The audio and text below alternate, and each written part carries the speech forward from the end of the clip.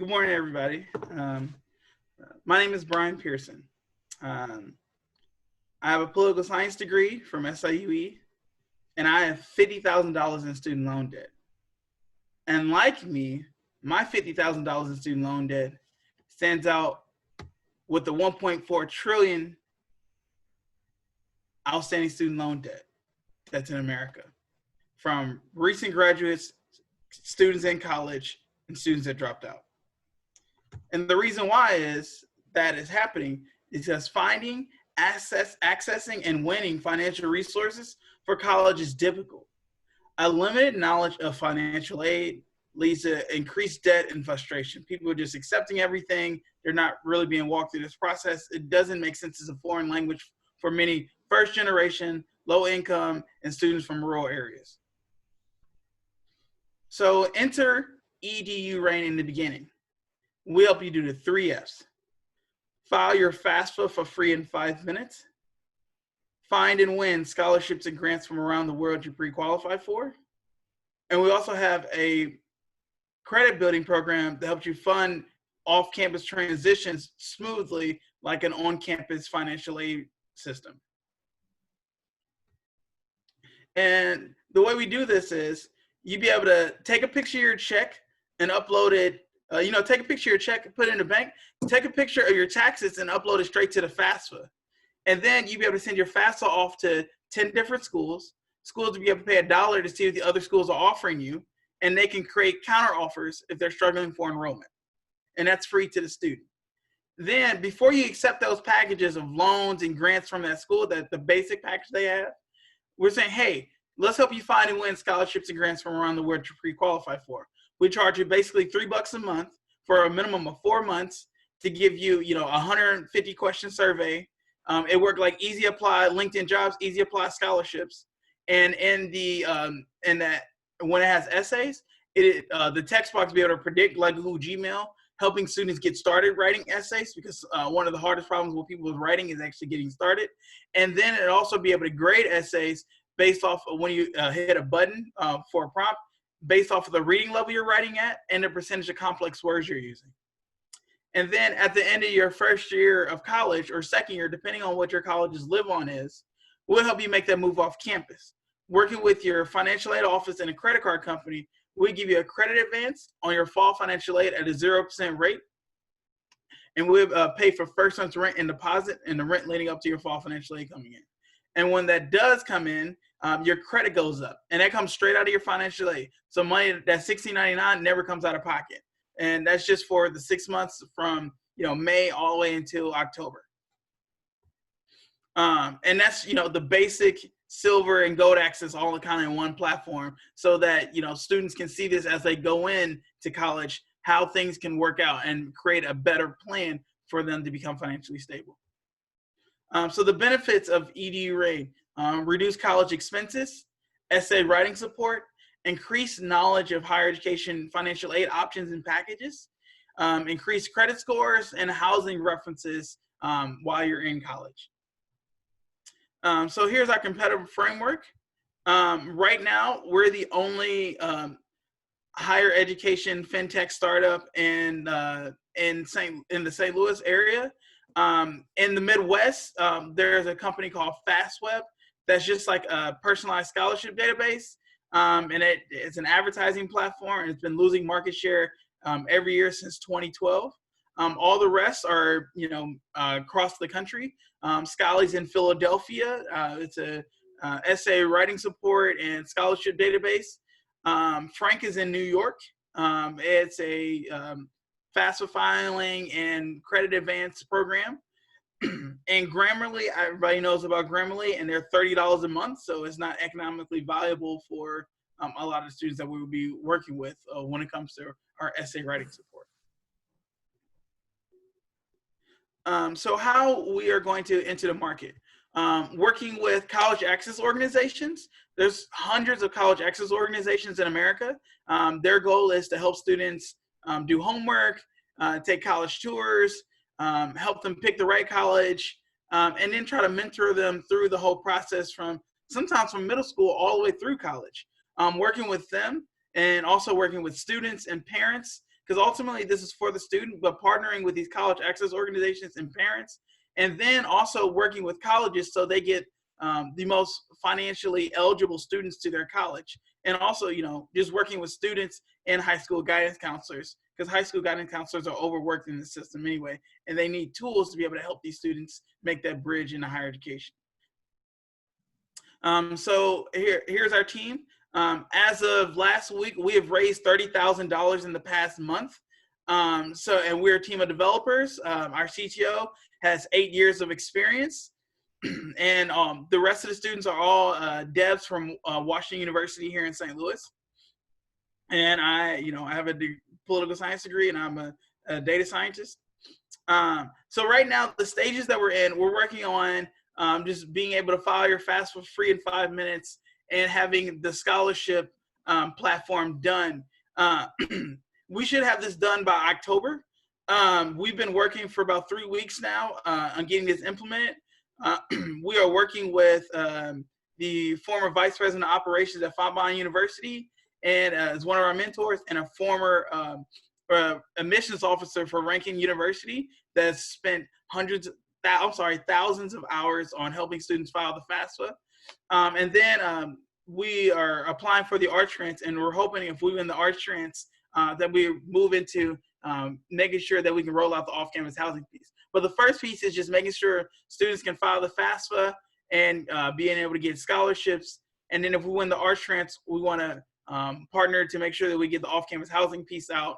And then from there, we want to expand our sales teams in 2021 so we can kind of put this all around the Midwest. For the 5 FAFSA with America, it's about a $25.5 million market. For the silver piece, so the scholarship piece, there's about a $53.8 million market. And then for the credit building piece, it's about a $1 billion market here in America. The plan is to give students a free service and upgrade them to the other services as they come onto the platform. Here's just kind of a graph that just kind of show how things going to work. We expect to do, not that much in revenue, just making sure in St. Louis getting this down pat. As you can see here, this is it's going to be basically around $600,000 that we expect based off the partnerships that we've already kind of obtained and the people that we got in various leadership positions in the greater St. Louis area at these local colleges. And as we get that down pat, we should be able to move into getting the off-campus housing piece kind of together. When we roll that out next year, that'd be to a very limited audience. And from there, we expect this to take off.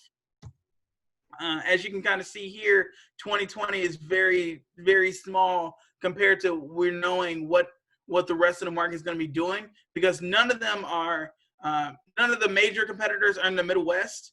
And like Frank Financial Aid raised $10 million in New York in 2019, and they're still trying to perfect their model in New York. Scali, they did $3 million in revenue last year, but they're also they don't have a model that is sustainable over the size of the company and the many employees they have. So they've been trying to find ways to kind of stabilize their revenue generation operation and the expenses of the company. And they're finding $299 a month isn't doing it for their company. Potential acquirers in 2025 that is trying to get into the space, that is just trying to help people compare and contrast college offers, and helping students get motivated to college. We think we've been seeing them active trying to get into our space, but they haven't really put out a product that competes with us yet, so we don't really see them as a competitor. But they raised $30 million in 2018. So we're seeing some very heavy investments being raised. And the reason why is, financing a college education shouldn't be hard. Let us help.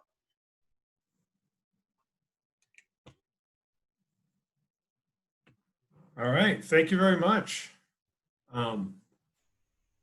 That's all. I mean, yeah. So I guess, does anybody want to start with a question? BJ, are you there? it looks really good, Brian. It looks like a really good idea, and you've got a lot of ducks in a row here. I would just like to see you get some income a little faster. And that means getting sales out to all the high school guidance counselors to get people on board now. Because people can kind of grow with you. If you get all the incoming freshmen now, you won't have to deal with off-campus housing for a couple of years. So you'll be able to use the income from them to then help move your development. So that is the plan. We're, getting the FAFSA piece out. We've identified in our competitive landscape of how we're going to get this done, that the FAFSA piece is the most attractive to individuals. And then we'd be able to get that two-sided marketplace there, on one that's free to high school students. And then colleges are paying for their information. And then from there, we convert on the scholarship piece. Because there's a competitor that is very well known that is running around the space in the Midwest. Scholly does have contacts around here, but they don't have a good hold on the market. So, but they don't help you with the FAFSA. And they're not really doing anything with internal scholarships. So us helping colleges compete for the student, we'll be able to take care of them connecting to internal scholarships as well. So we know that the way we're doing it right now is the best way for us to kind of show that we know what resources that we're using, if that makes sense. Know what resources we're using. No, I understand. I was also thinking that if you hook up with any of the larger companies that do SAT prep, that's sort of a strategic alliance because you're going to the same market, and those students who are paying for SAT prep are definitely going to pay to help get their FAFSA done.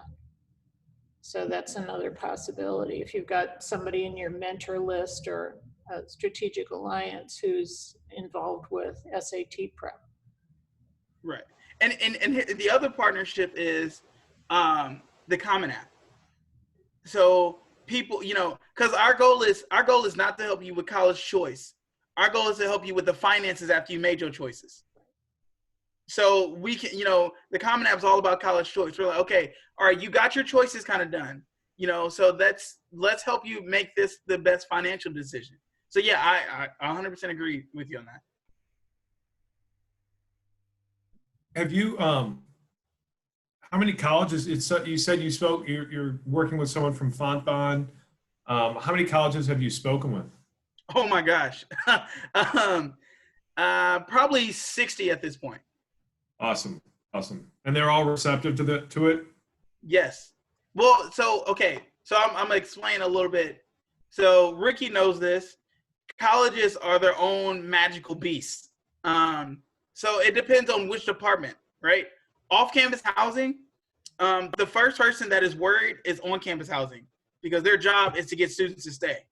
So the people that are receptive to this are their pre-collegiate programs, their admissions offices, their financial aid offices, and their student support services.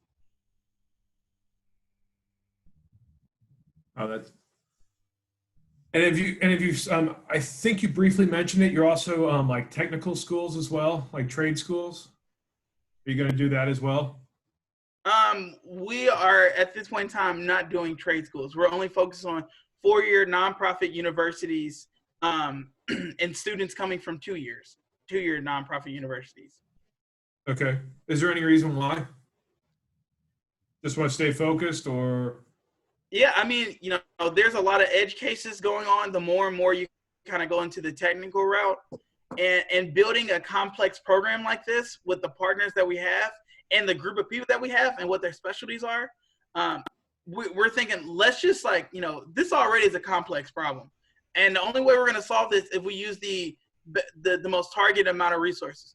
One of our admissions our FAFSA lead, our mentor, they used to be a recruiter for Rankin, which is a 4-year technical college, nonprofit technical college.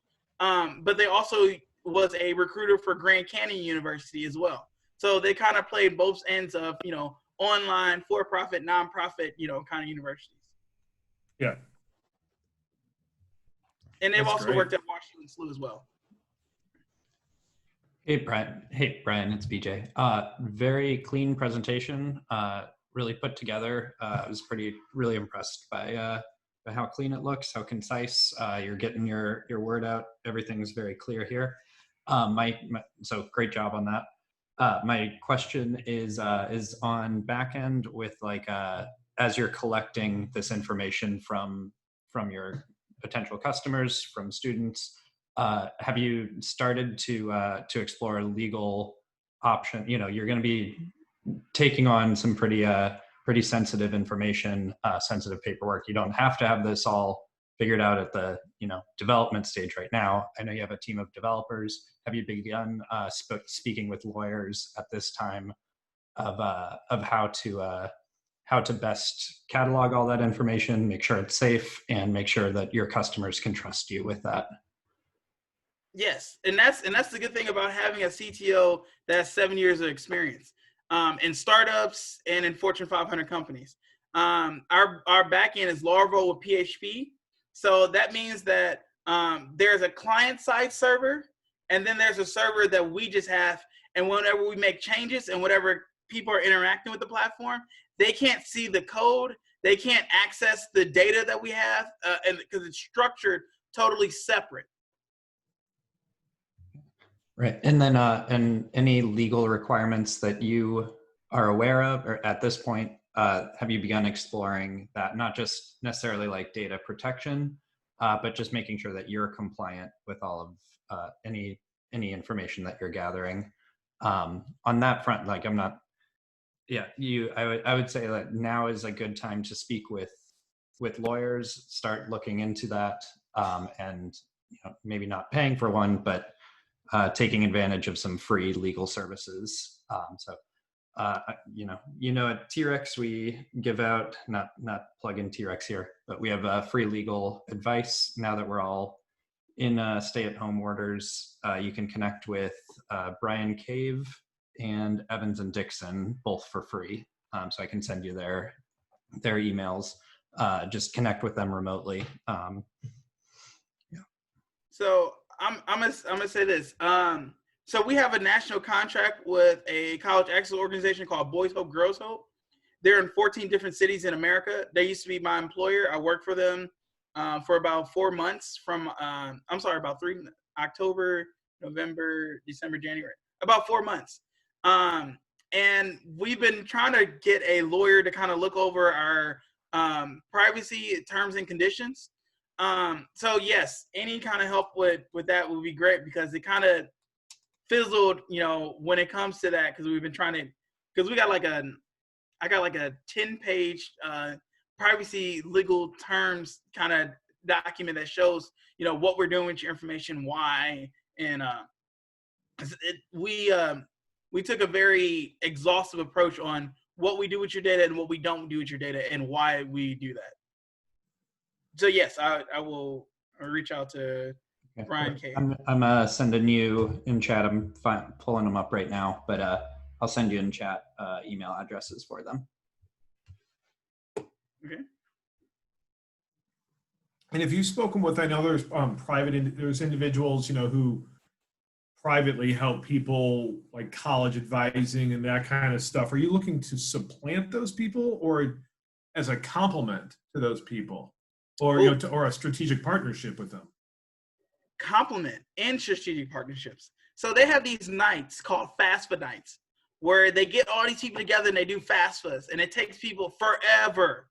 And so we're like, look, just get them, and maybe they don't. It depends on how their situation works. They can just take a picture, of the taxes and just upload it straight into there, and they get it done in 5 minutes. But the problem why sometimes this FAFSA takes forever is that families want to be walked through like the Parent Plus loan. They want to be talking about how things kind of work. There's just a lot of things that are happening. We are not a high touch service. We are a platform. So we want to partner with these people that are high touch, because I'm going to let you know right now, $30,000 in loans taken out is not from an advertisement. That's from a conversation that is being had with somebody on where they're going to school, why they're doing this, and what they hope to get out of that. And in these conversations, I've actually, in the past week and a half, I've interviewed 18 people, and 6 of them work in colleges. 3 of them work in programs that are advisors. And they said, yes, they would use this for their students, and they would even put it in their budget to pay for the scholarship piece as well. And when it comes to students like off-campus housing and on-campus housing, they had talked to them about the positives of living on campus, but they also realized that there's, for many minority students, there's no conversations about building credit, and there's a huge gap in higher education about building credit, because higher education is such a novel experience, and it was built for basically elite white males for back in the day. So higher education is completely kind of lost on how to work with today's students, and that's why most higher education professionals say that in 5 years they have no idea what higher education is going to look like. Sorry if that was kind of long-winded. Just kind of. No, it's a great answer. Great answer. Absolutely perfect. Hi, Brian. This is Ricky. How are you? Great presentation. You know, I am a higher education fanatic, so this is in my wheelhouse. So my question is more in tune to, you know, what the true value proposition is. Like, what is your major focus? Because I hear you talking about housing, heard you talk about FAFSA, those FAFSA frenzy sponsored programs are things that are sponsored pretty much from Department of Education. So those are great partnerships, but what is the real kind of focus? Because I don't know if it's a 2-in-1 or if it's something totally different. So if you can just kind of give me that value proposition. Okay, so for students and parents, we help them file their FAFSA, win scholarships outside or inside, and build credit while using the higher education financial aid account. And at the door, we're looking at just making sure that they can fill that FAFSA out very quickly, and they can haggle with schools, right? A lot of students don't know that you can actually negotiate with financial aid offices on getting more money for school, right? One of our interns last summer was going to go to Xavier or WashU, and he showed WashU what Xavier was offering, and WashU countered offered that. So we're mechanizing that, automating that process. And also on the college side, there are parents that will come to colleges and say, well, Maryville is offering me this. And Maryville actually isn't offering them that, but they're just trying to get more money. And this is a way to verify that information, right? So it's kind of both ends, right? And also, as you know, higher education is correcting itself. So there are schools that are going to die out. So there are core schools that are doing what they can to get more students that are looking for better financial aid deals. And also, depending on what the admissions department relationship is and with their financial aid office, they can actually working with the enrollment director to give more internal scholarships to get more students in on average as well, depending on how married their relationship is between the financial aid office and the admissions office. And then the scholarship piece. A lot of students lose out on scholarships internally because they miss deadlines, because sometimes the admissions office and the financial aid office aren't working together because they're so apart. So, and whenever they file their FAFSA with us, they'll automatically apply for these internal scholarships. And then this UI, like this easy apply LinkedIn scholarships, it's easy apply, LinkedIn jobs, that kind of thing, that gives them, this international database of scholarships. Our goal is to have 50,000 scholarships in it by February of next year, so that they can find and apply to all of these scholarships in one place where they don't have to be searching all over the universe. Plus it gives them grammatical help, right? And that's just like looking at what financial aid packages you're gonna get. And that's one value proposition. and then at the and also dealing with their financial aid package, helping them make that move off campus. So it's a 3-tiered approach, but really these two things are loss leaders to getting them to move off campus and build credit so they can have a long-lasting life, because and the demographics we're working at, there's been a history of predatory lending practices, and this will be able to help these students. As you see more and more colleges open up, programs to support students applying for link and unemployment and trying to do things like that, you're going to see more and more aggressive programs try to get these students up to snuff and where they can actually live successful lives.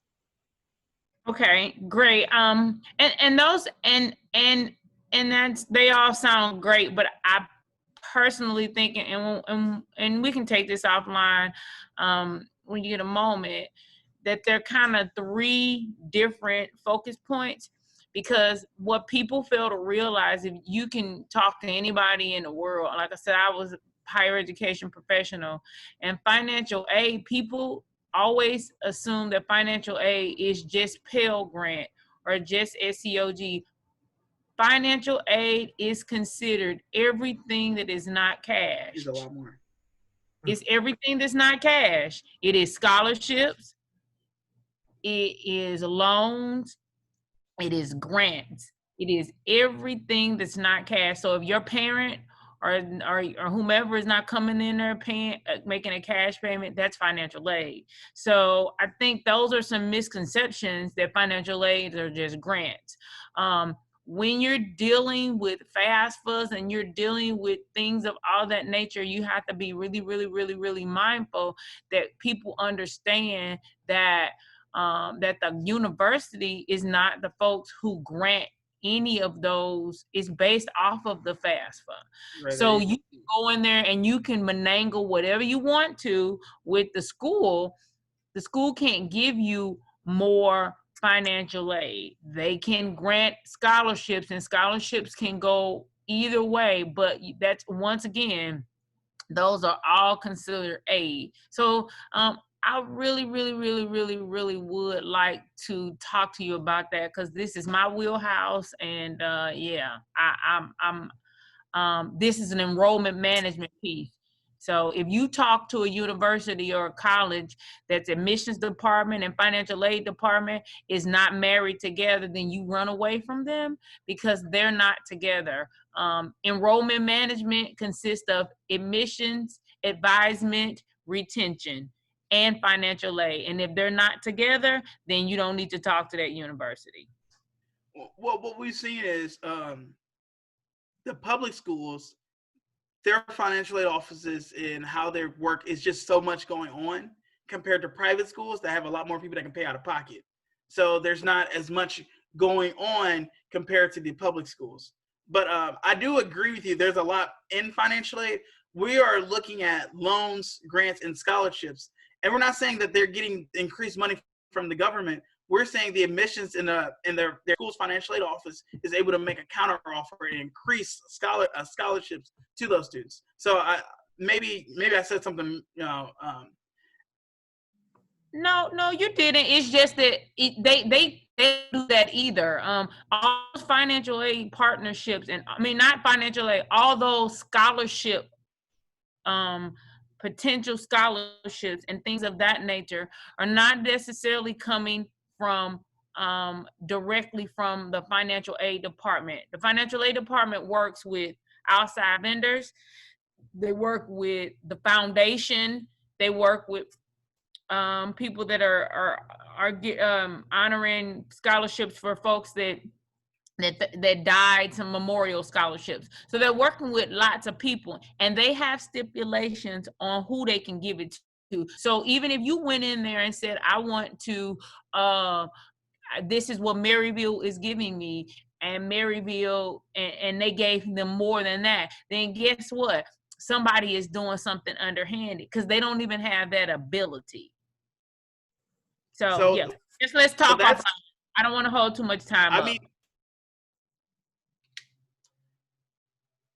Okay, I'm going to say one more time that is, and seeing this, we have a competitor that's doing this in New York, and it's working out pretty well for them.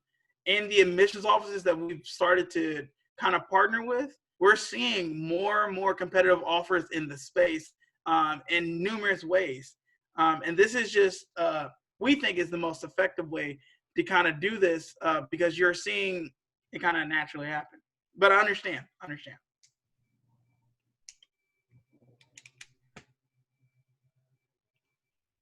All right, more questions? Anybody?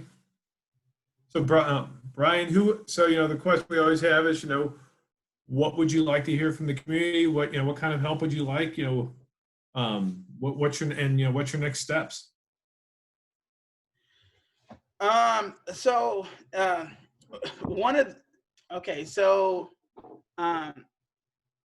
I really want somebody to kind of just be like, what is something about this that you just don't get? What seems kind of scary to you about this? And, ask that question. Working with specialists in our industry that love every bit of this. In every interview that we have, once we have a 30-minute conversation with them about what we're doing, they're 100% on our side. It sounds scary in the beginning. All this sounds scary, and that's the thing with financial aid. So I'll say ask that question, and then what were 3 things that you liked, and 1 or 2 things that you think that should be improved upon? Okay. Well, one thing. I agree with everybody. Your presentation's great. You have a nice problem you set up. Everybody knows it's a problem, and it's it's a great presentation. You've presented you've presented before. You know what you're doing.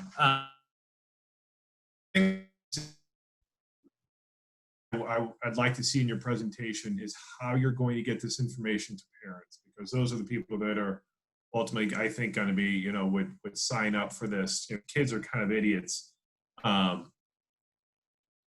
Kids are smart, but they just don't understand a lot of this stuff. And so getting access to finding a way to, to talk to parents as well, to understand that, I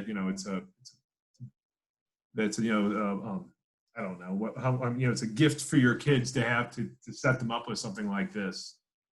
That's one thing I would like to see.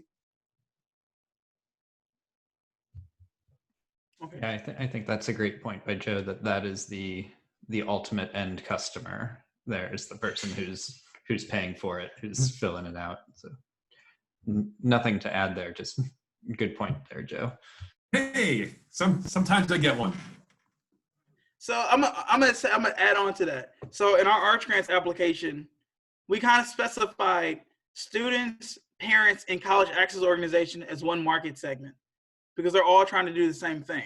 They're all trying to help a student get to college with less debt. And we're seeing people look at our and be like, these 3 people are 3 different things. And I'm like, college access organizations don't exist without students. Parents don't exist in college without students. And I'm saying parents go back to college, they could be students, but parents in this situation literally are there to help students, and students are helping themselves, right? So those are 3 different people that are all doing the same thing. And a lot of these college access, I'm sorry. And can you make any thoughts to that? Say it again? I missed that last sentence. Can you give any thoughts to that and that segment and how we kind of lumped that together? No, I think you're exactly right. I just, it's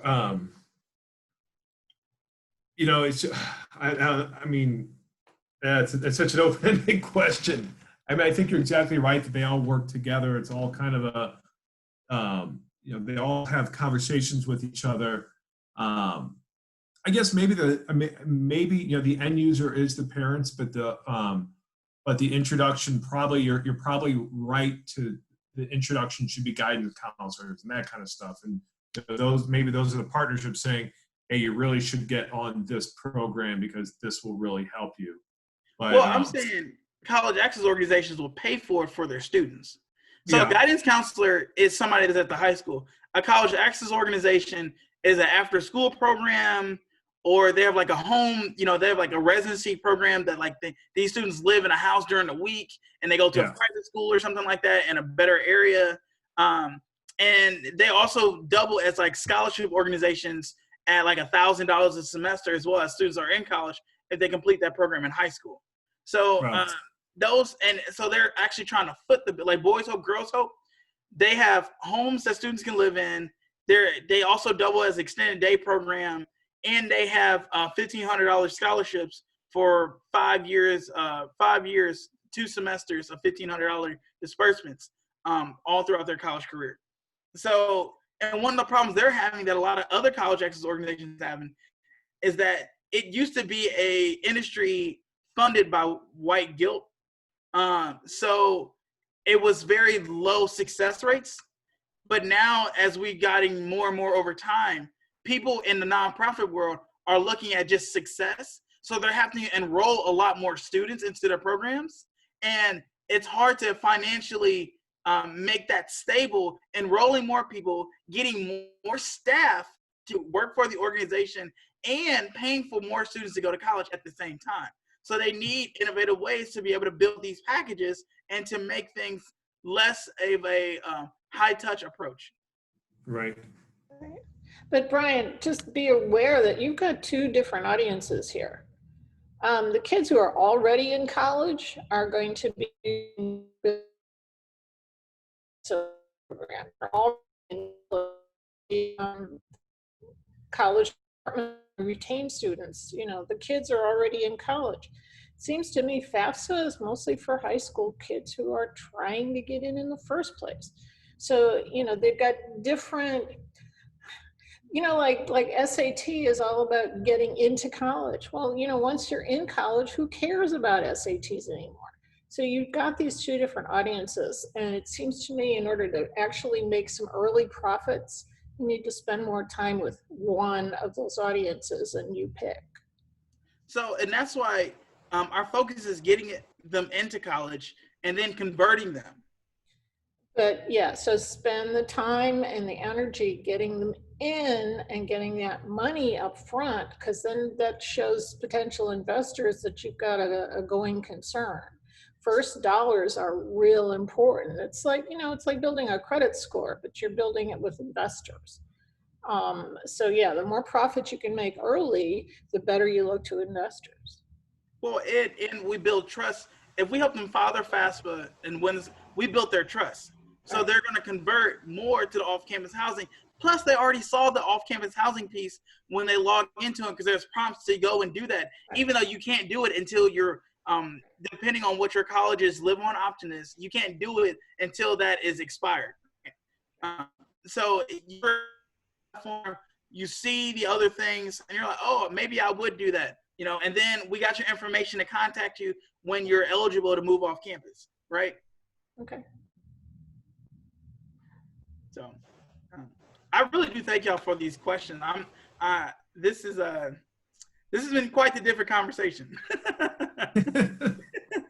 Well, we That's want great. to see you succeed, and that's why we're asking. And it's good to get outside opinions from time to time. Yeah, I think it's a great idea. There's so much about higher education that's such a black box to so many people. They just don't know what they don't know. That goes, every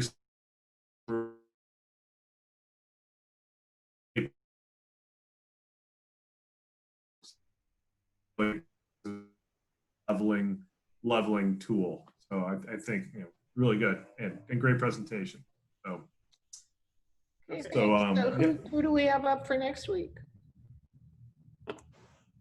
Ricky, I'll pull it up here real quick. like Platypus Labs. I don't know. Okay. Somebody. I'm looking here on your link. It says Platypus Labs. Okay, that's it then. They confirmed? Yes. Awesome. Okay. We have folks for the next 4 weeks, guys.